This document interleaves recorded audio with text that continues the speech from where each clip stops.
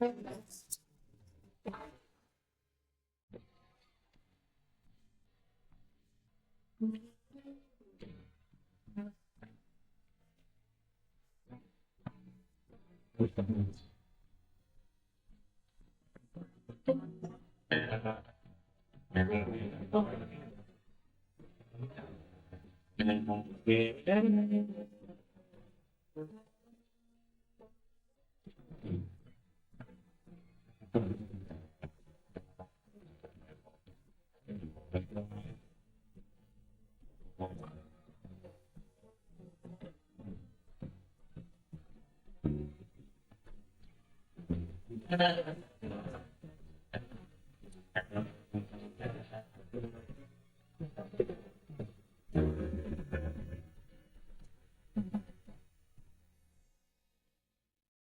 this is the Ghost Set Killer James with Put 'em on the Glass podcast. And today's guest is Miki Woods. Oh shit. So you caught my attention with the Body Banging podcast, and then I kind of also bumped into you on LinkedIn. Tell us a little bit about what you got going on. Yeah, so I'm a former shop owner myself. I now do marketing for shops all across the country. And it's been a couple of years now, but it was really like pandemic times.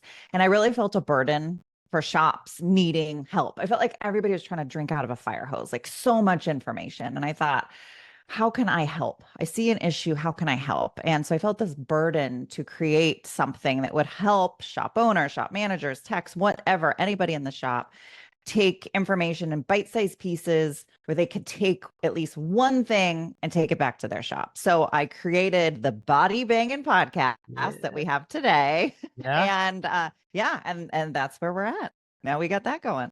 It's a catchy name for sure. It definitely caught my attention. I was like, wait, what's this about? And then I'm not in the auto body industry. I'm in the glass industry. I'm a glass technician, and our podcast is based on auto glass, and we're trying to help people who are going from technicians to owners, or from owners, new owners, or experienced owners further their business to make sure that they are relevant in the marketplace, because today's marketplace is so, I mean, you're seeing it on the body side with the ADAS. We're seeing it with ADAS on our end as well. And for sure. It's crazy how it changed like within 5 years, like just right before COVID, like what you're talking about. We didn't have to deal with a lot of these issues. Yeah, some of the stuff was kind of trickling in, but not a whole bunch. And now it's a whole different safety avenue we have to go down for sure. 100%. A shop starting out, like if a technician's going from technician to owner, what marketing advice would he get budget friendly wise that you would recommend? Budget friendly. That's a good term. I like that. Very applicable to where we're at in this economy right now. Yeah. Anybody starting a business, I think whether you have a multi-million-dollar business or you're just starting a business, the basics are still the basics. And so many people forget them because they're thinking about all the other things you have to do, especially when you've never done it before. You don't quite know where to begin. I've seen shops and glass businesses that are very successful and they're still not doing the basics. And I think, gosh, how much better could you be doing if you dialed in those few things? So budget friendly. You should first and foremost create a Google business listing. If you're a brand new business, you probably don't have one. If there's already one claimed, let's say you're buying a glass business that's already in business, so you're going to take it over, you want to make sure that you claim it and you get access to it. It's free. Google offers this for free to everybody. Go in and claim it. Make sure your information is correct. You wouldn't believe, James, how many Google business listings there are out there where the hours are wrong, the address is sometimes wrong. There's photos sometimes from like 40 years ago. If it's a shop that's been around a long time, it doesn't even look like that anymore. I mean, it's bizarre to think that we as consumers don't think anything about it. We go to Google and that's like our Bible, right? We like just, okay, this is what it is. This is this business. These are their hours. They're open. Oh, they're open till 2 today. I'm going to go over there. How often have you looked a business up thinking they're open till 2 on a Saturday to get over there and come to find out they're closed on Saturdays because Google My Business? Google business listing said they're open till 2. You're like, son of a. So as a consumer, we use it all the time, but businesses forget about the consumer. We're so busy doing business, Mm-hmm. and what do we got to do to make sure that our customers are happy, all these things in the shop, or if you're, mobile glass, what are we doing at my vendor, or with my vendors, or with my partners, that we forget the consumer side. And the consumer, that's where they're going. So when we look at marketing, it's not about what do we think. We're not marketing a glass company to another glass company per se. We're marketing to either the general public or other shops where you're going to go do that glass work. And guess where those people are going to find you? They're going to go on Google to get your basic information. Like you would think it would be a no-brainer, Mm-hmm. but everybody forgets it. It's almost like too easy. Like if you make it too easy for someone, they don't actually follow through with it, kind of thing. I get you. I get you. Right. The basics you were talking about, starting off with the free Google page and making sure the information is correct. That's huge. Yeah. So why do you think that they're dropping that ball? Is it just because they're so immersed and they don't have a dedicated person for marketing? Do you think that's what it is? You know what? You don't even really need like a marketing person. People will call me and they're like, "Can you help me with this?" And I'm like, "It's so easy." A lot of people don't do it because they don't know where to begin. So that's a Mhm. great question.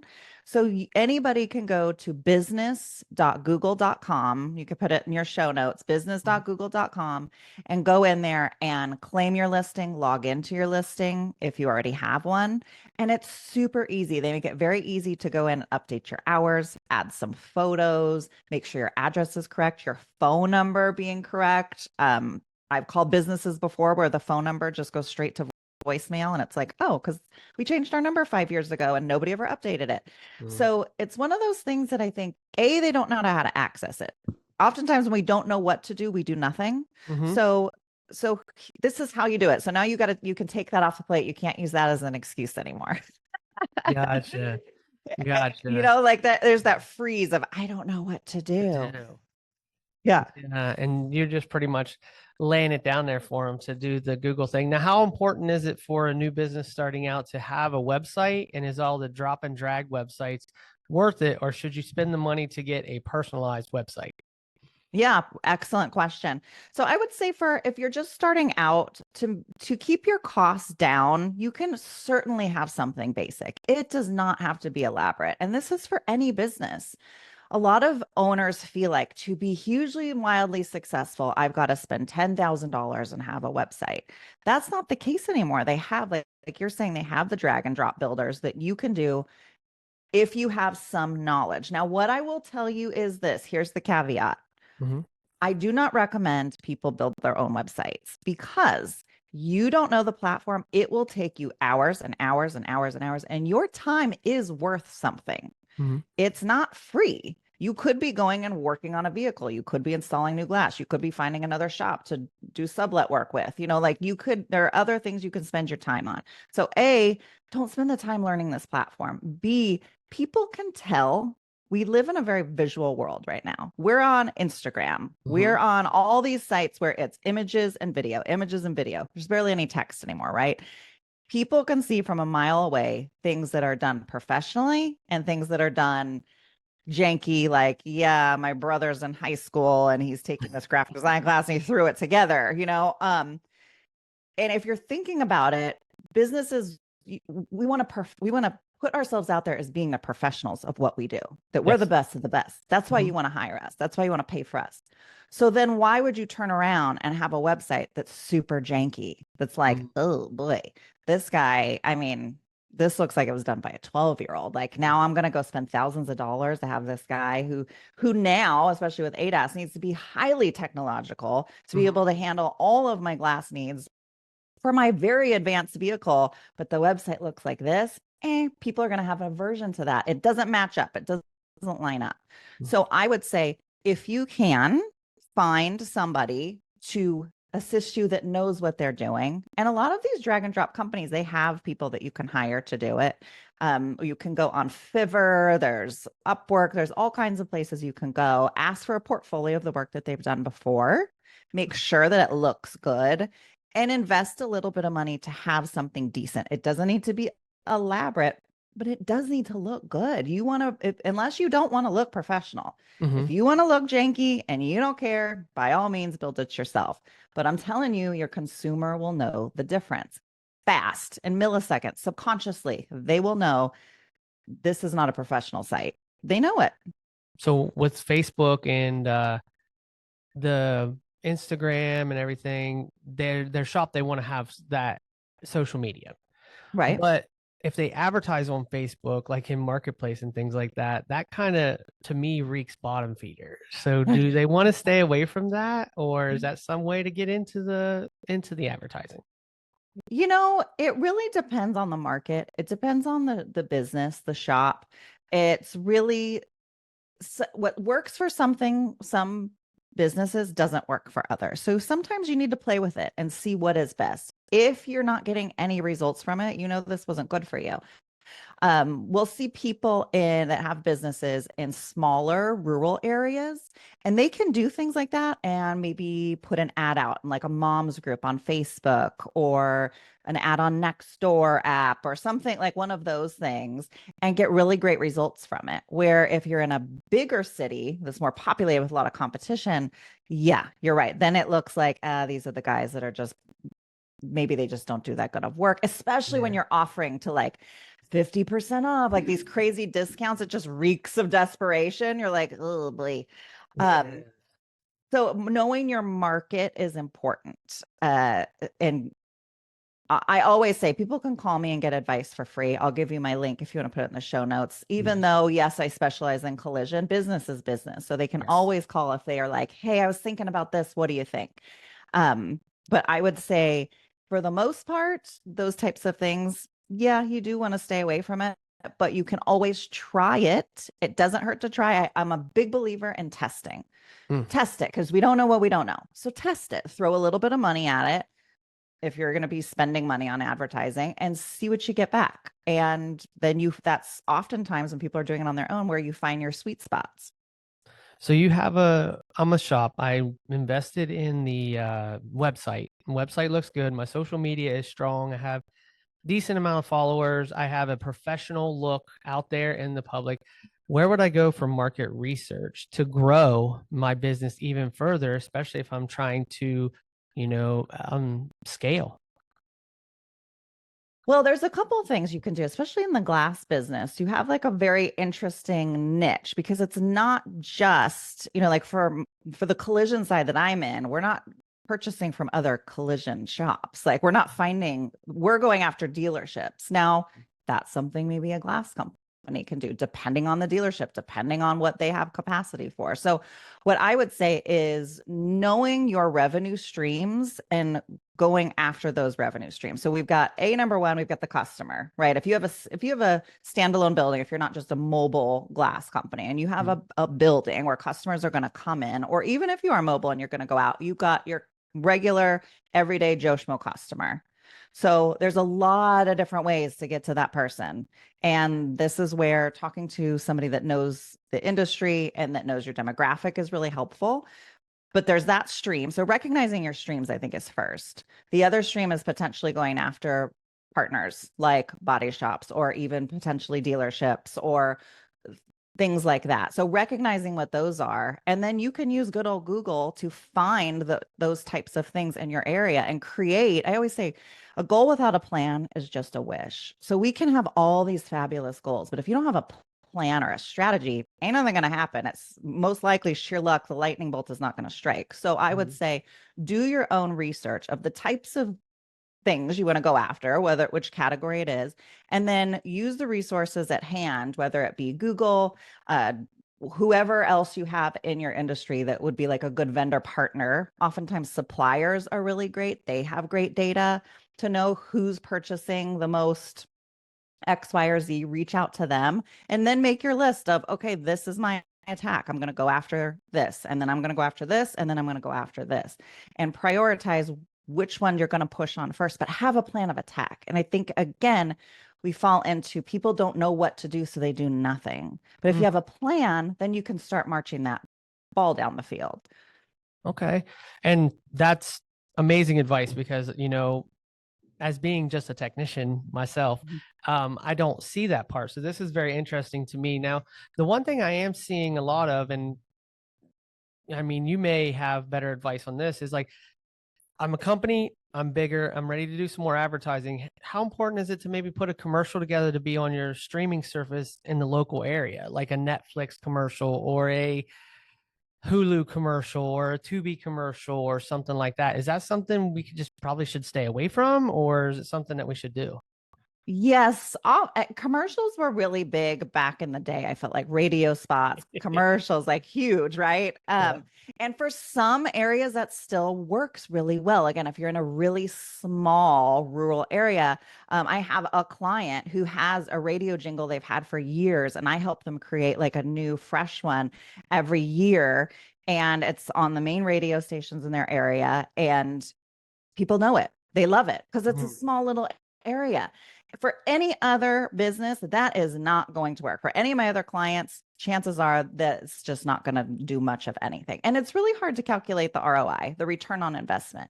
So oftentimes we want to be careful and mindful. Even if you are a huge, booming, successful business, we don't want to just spend money for the sake of spending money. And oftentimes, hate to say it, but I'm going to shoot you straight. Most of these commercials and radio ads, it's just ego for the business Uh, owner. It makes you mhm. feel good because you see your name and you're like, look at me. And you can show all your friends and all your family. And customers need to hear an ad or hear your business name. They say at least 7 times before making a decision to go to your place of business if they have not been like directly referred or something. So if you think about it, yeah, like one commercial, like Big Whoop, do you know how many times they're going to have to hear that commercial for them to be like, oh, I know where I should go for that? Yeah. And you're in glass, just like collision. People don't need glass work all the time. They don't need a new windshield all the time. So it's yeah, commercial feels really good, but how often do I need a new piece of glass on my vehicle?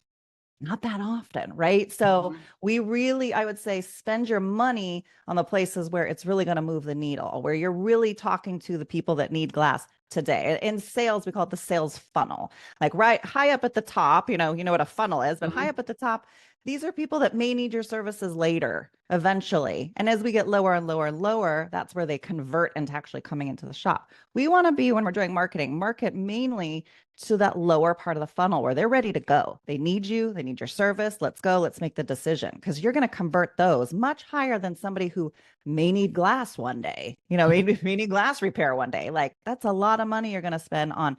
They may need it one day. And when they do need it, they're going to remember you. Does So that like make fleet, sense? yeah, yeah, like fleets, dealerships, well, let's see, because you could do body shops for glass. Obviously, body shops Yeah. they're what keep you Mm-hmm. moving when the sales are down in other areas because they're Yeah. going to need glass R&I. Dealerships are going to need them. Fleet services like semi trucking companies Yes. and transportation companies that way. And then you step it up to, let's say, rental car companies because they'll need it Mm-hmm. more often than some of the other, your general customers, But then Yes. how important is it to, especially, I know you said your market depending on the size, but like to invest in your community to get Mm. those customers that are at the top of the funnel? How important is that? Huge, Yeah. really huge. And that is top of the funnel. That is brand awareness. But you know what makes that different is the heart connection. And really, when people are making a decision to go somewhere, it's often, they say it's typically emotional. It's not factual, it's emotional. And when somebody feels a tie or a loyalty to a business, even if they've never been to your glass company, they have seen the ad, they know you work with their children's school, you participate in everything you have. But now this has to be done very strategically, because I Mhm. can't just be like, oh, I put an ad in my kid's yearbook, so let the sales come in. Like, who are you? Like, you're nobody different. Come on. Like, we have to differentiate yourself. You've got to show that you care. So if you're gonna like participate in community, whatever you do, be consistent and regular with it. So if that's a chamber of commerce, get involved in a chamber of commerce. Go to a monthly lunch. Speak it, offer to speak at some of the events. If you want to get involved at your kid's school, put a banner up on the soccer field, be at the events, get a booth, pass out little goodies for people, be in the yearbook. So really be there, be present. because people will see you. Because, like I said, they need to see you at least 7 times. Now you're ingrained in their brain and they have the loyalty. The biggest piece with a community piece is the heartstrings. And when you connect with people emotionally, they are far more likely to remember you and be loyal to you, even if they've never been to you before. So that is actually one of the most powerful pieces of marketing that most businesses don't do, oftentimes because they don't have the time. It is a Mhm. time investment to be consistent with these types of things and show up. They're like, I don't have time to go sit at a fair for 3 hours at a booth and pass out toy cars to the kids and the parents. Like I'm too busy. Well, maybe you can hire somebody that can help you do that. Maybe your spouse or a friend or and one of your techs is willing to do it for you, whatever that looks like. But it is really worth it if you're willing to make the sacrifice to do it. It's huge, game changer when you really get in, because people want to go somewhere where they're like, yeah, this person's got me. I can trust them. There's huge value in that. So, yeah, Yeah. great question. I'm glad you asked that. So also, on that note, a little bit, how important is it to become a brand instead of just a business name or a business entity? How important is it to be a brand? And what does that actually mean to people to be a brand? Yeah, brand, well, we call it like brand awareness rather than just a business. You build a brand. So a brand is creating like a vibe, a look, the energy of what you're putting out there, and then doing it consistently so people recognize it. It's not just some Joe Schmo business, like that is this business. I recognize the lettering, I recognize the coloring. Everywhere I look, it's consistent. Now you have a brand. Oftentimes with a brand, you have a slogan. So you can think of any main business and there's oftentimes the slogan that goes with it. It's like, what is it? Like Chick-fil-A is like, eat more meat or something like that. I don't remember, like Eat more something about chicken cow. or eat more cow. Yeah, Something like that. Yes, the cow yeah, saying eat more chicken. eat, Yeah. eat Yeah. more chicken. Yeah, that's what it is. Yeah. I know something like that. Um, but it's catchy, right? Like they have a brand. There are like for in the collision industry, like we see Caliber Collision. Well, Caliber Collision, we know the brand because we see the logos everywhere, everything they participate in, their branding, branding, branding, and it's in people's faces. Um, so whatever your business is, let's say it's, James Glass, whatever that logo is, let's say it's a bright neon green and black. Every promotional piece you put out has that bright green on it. People know and recognize the logo and the business name. That now becomes a brand. And it does create this emotion because like I said, people make buying decisions based off of emotion. So when you're making marketing decisions, as a marketer, I always think, what is the emotion that this is going to give? Mm. When we do designing, even if it's just as simple as a logo, what emotion does this give? What are the colors? Is this something that's going to pop and differentiate, or is it just going to be like everything else? So psychologically, is there colors they need to stay away from? Because like I know like I've never took, Psych 101 or anything, but I've read a few things to where like red triggers anger or will trigger an emotional response of frustration. And then you have your calming colors. And I mean, obviously we know that there's big companies out there that use these darker blacks and reds and they're recognized for those colors, but Mhm. you're talking Yeah. about being tied to emotion. How important is getting your logo and the coloring right of the image you're trying to portray? Very important. Your first, and I've done videos on this and talks on this, that your logo is the foundation of your branding. It may seem like something basic and easy and whatever. Your logo is so important because, like we were talking about, business versus branding, Hmm. all your branding, whether it's your letterhead, your stickers, your envelopes, your email signature, it's going to have that on there. So it's super important to get that dialed in as soon as possible because then everything else kind of builds off of that. If you're mobile, now you got it plastered on the side of your car, like all of that is very important. It gives the whole vibe, again using that word, but it's true. It creates this whole emotion and feeling of what we're getting with that. In regards to colors, we don't typically stay away from any certain colors except for pastel colors. They're just not bright, they don't pop. Hmm. So for marketing purposes, whether it's digital or on paper, pastel light colors, we really want to stay away from those types of things. Hmm. I like businesses that do something different. So I like the neons. I like using colors that other businesses aren't using, because oftentimes in collision, we've got a lot of, like you were saying, red, a lot of black and red. Yeah. For whatever reason, they love freaking black and red. And every once in a while, we'll get a guy that does like bright neon green and bright neon yellow. And you're like, wow. I mean, it's different. But that's what we need to do, is we need to differentiate ourselves. So when you're thinking about what brand do I want to use? What emotion do I want to have, like more of a soothing logo, or do I want to have something a little more aggressive? And look at your competitors, see what they're doing, and try to do something different. You've got to differentiate yourself, because there's a million glass businesses out there. What makes you different? Start to think about that, and then let that come through in the logo design. So we have in our industry, and I'm sure it's in yours too, we have these guys that promise so many phone rings if you pay them so much money, and like if you hire me, I guarantee your business will triple. And what are they doing differently that makes them worth their money is kind of where I'm coming from. Yeah. Are you there? I was just yeah, it just froze. Yeah, just okay, you're good. You're good. Okay. I am always leery with anybody that's going to guarantee you anything.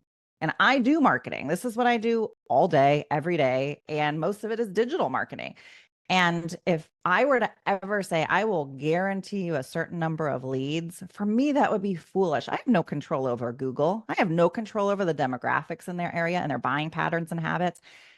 I believe it's all just a hook to get people in, to get your money. And if they succeed, great.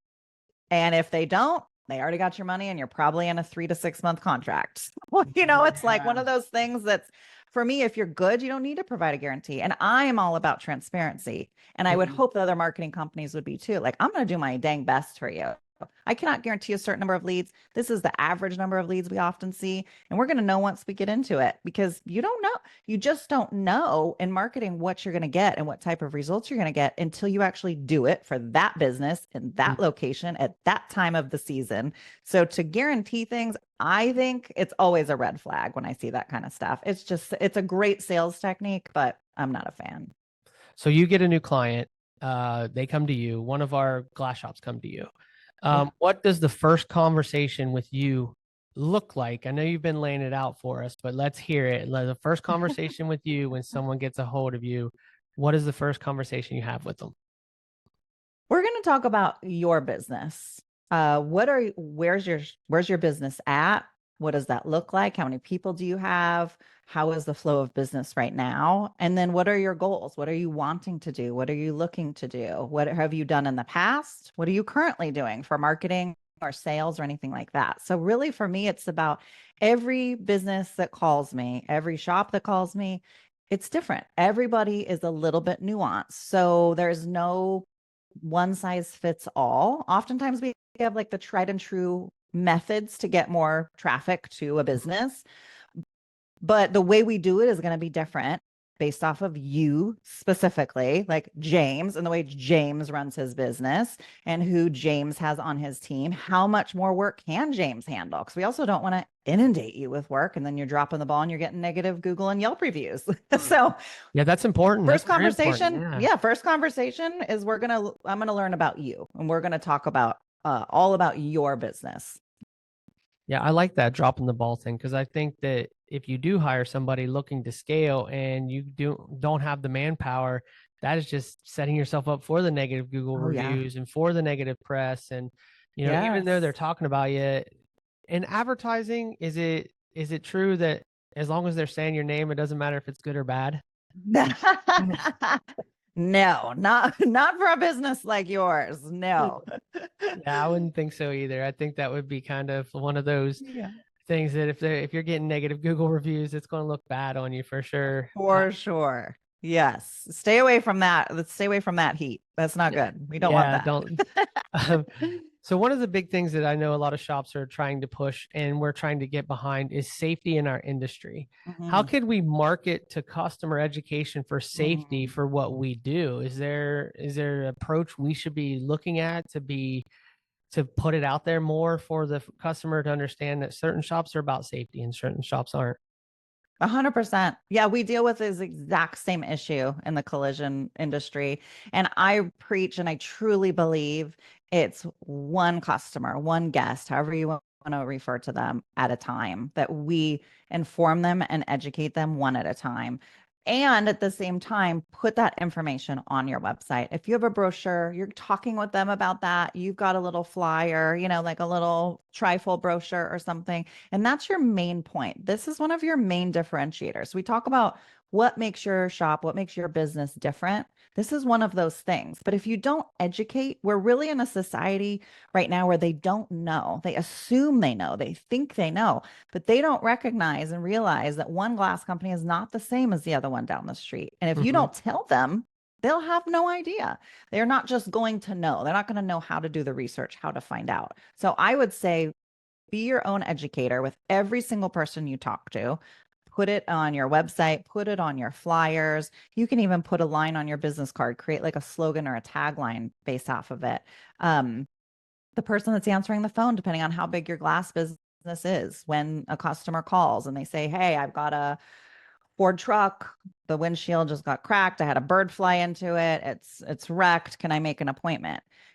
Absolutely, you can make an appointment. Just so you know, we are certified by blah, blah, blah. We've undergone these courses, and this is Okay. all of the things that we've done. Love to get you on the calendar. Come right on in, whatever that looks like. But from the moment we're talking to people, this is the conversation that every person on the team is talking about and reiterating with people, because they're not going to know until we tell them, because the industry as a whole is not preaching this and the community Yeah. doesn't know. Why is that?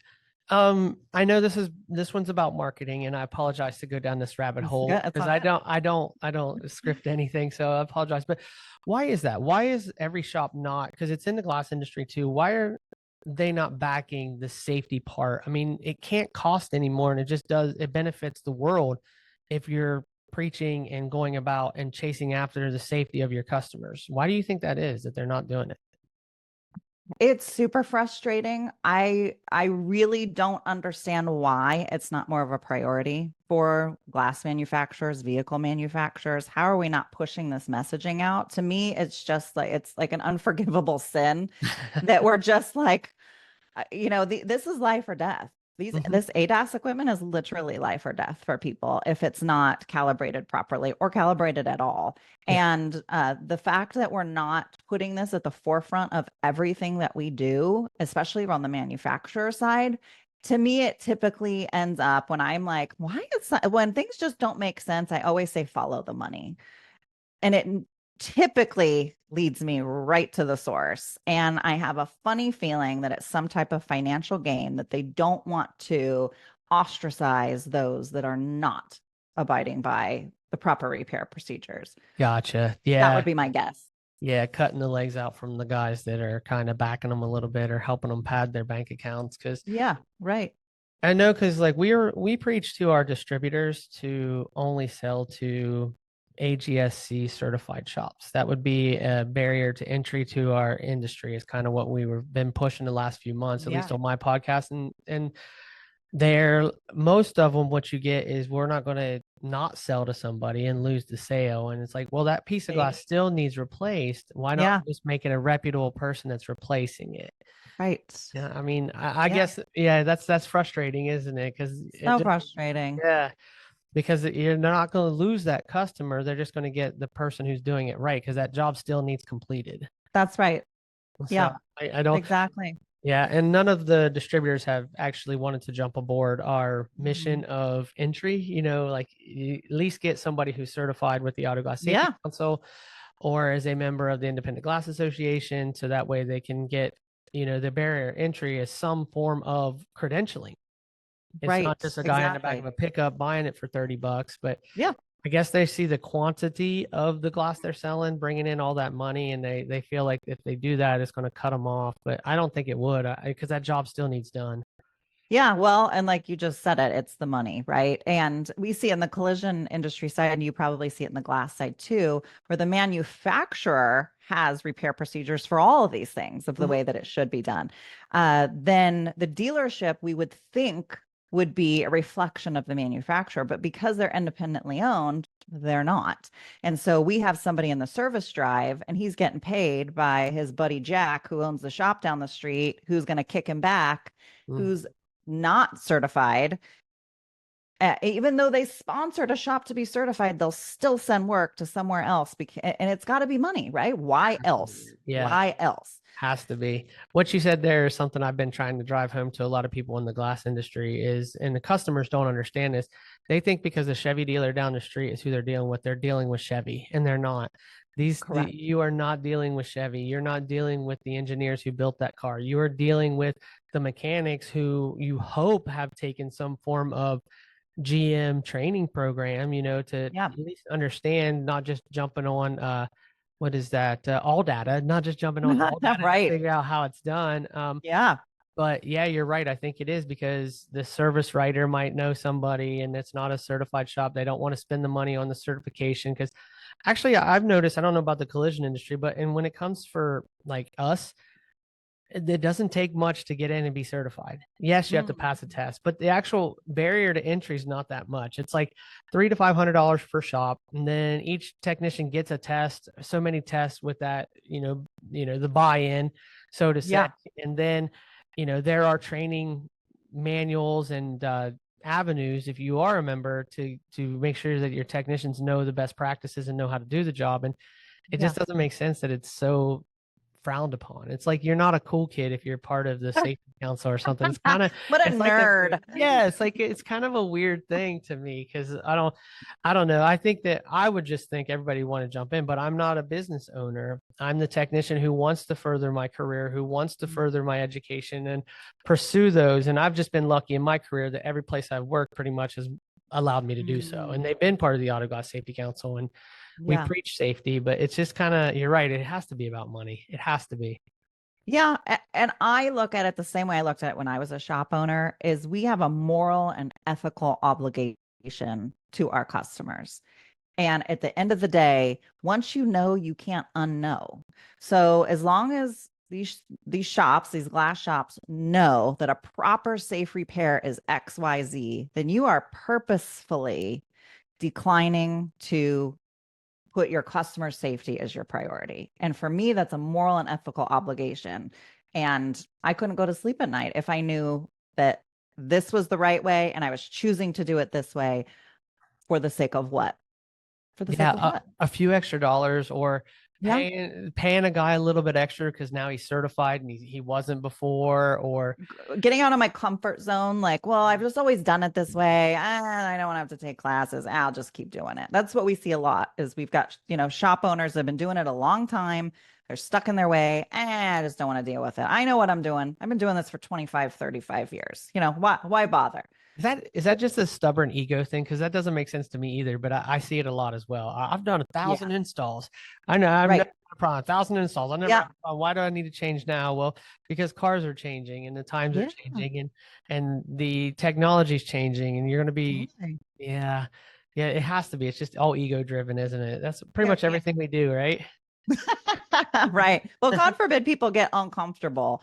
It's like, when things change, we have to get uncomfortable. We have to change with it. I think a lot of what we saw in the pandemic with the COVID-19 and just business owners in general, being older, being in these industries for a very long time, thinking, I'll just wait. I'll keep doing it the way that I'm doing it because this is like some passing fad. We need to embrace the fact that this is here to stay and it's only going to keep getting more challenging. So either buy in now or you're literally going to get left in the dust, and eventually you're going to get phased out because you'll be so far behind the curve that it's going to take you so long to make up for all of the lost training, because you've got to practice these things also. I mean, you get training, but you've got to practice, and the more jobs you do, the more practice you get.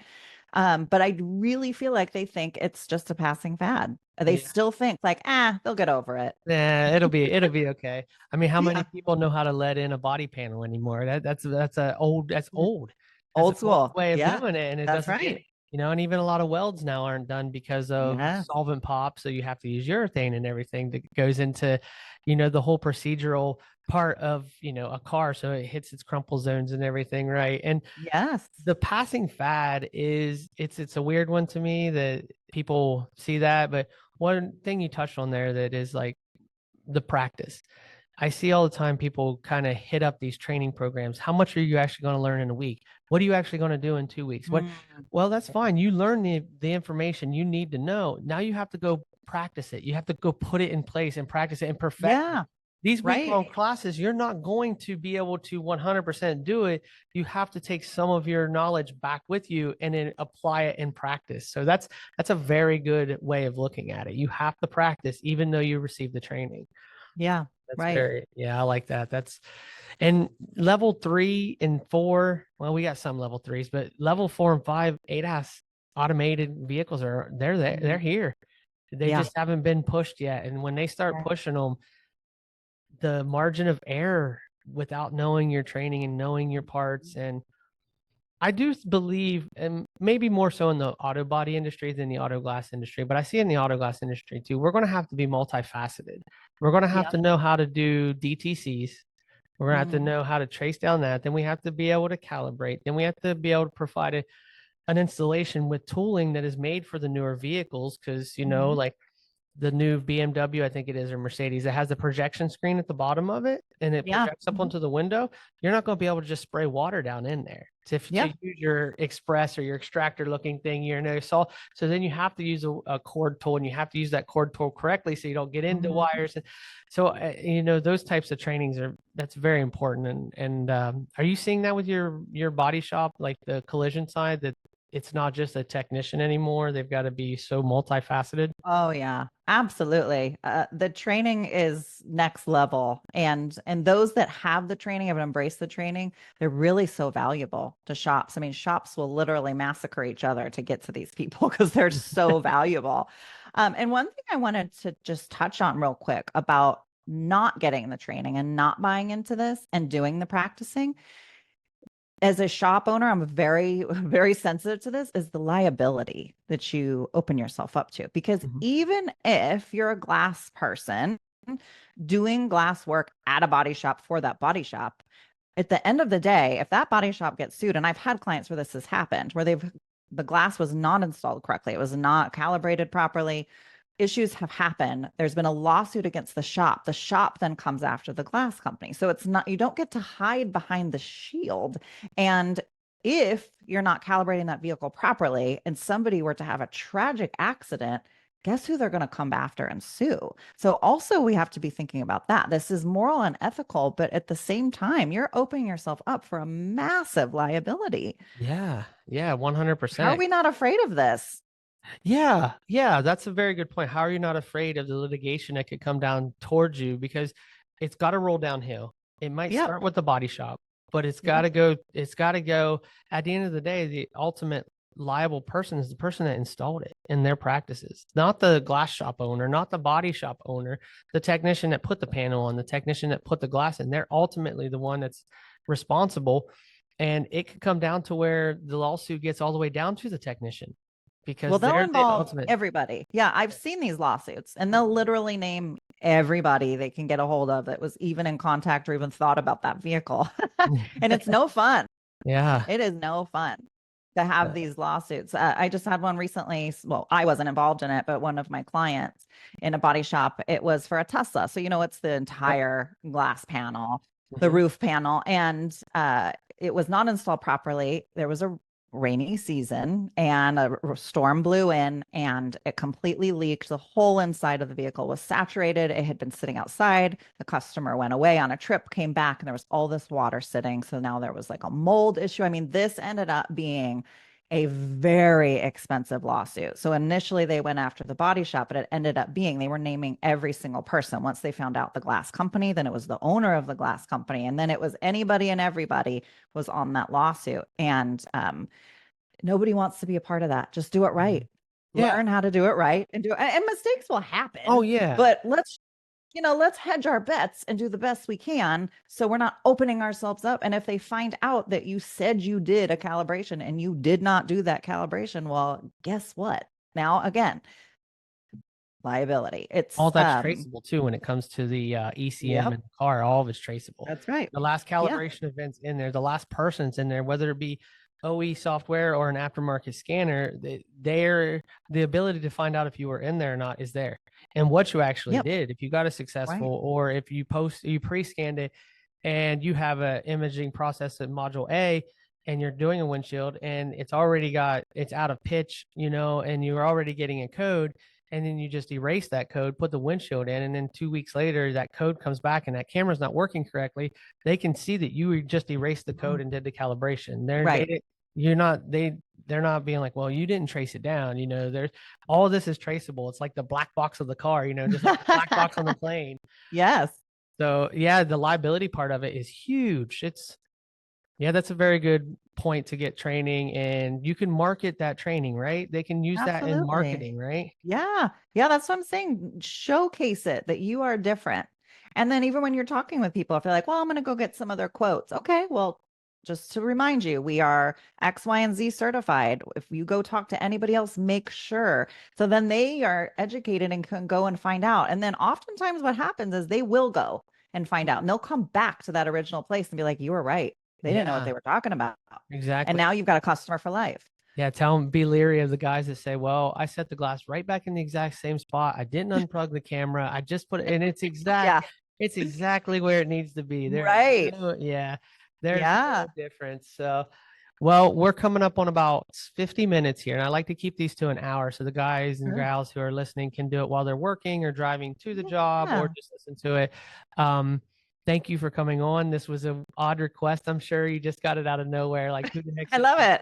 I appreciate that. I like to go out on a limb sometimes, but give us your final thoughts of anything you want to tell my listeners about and your listeners about. That would be great. Go ahead and Oh, you're so kind. Well, thank you so much for having me. It was an honor when you reached out. I was like, oh, that's so nice. So I appreciate that. And my heart is to always help the industry. And glass is part of the collision industry. I mean, we're all part of the automotive industry, and that's where my heart is.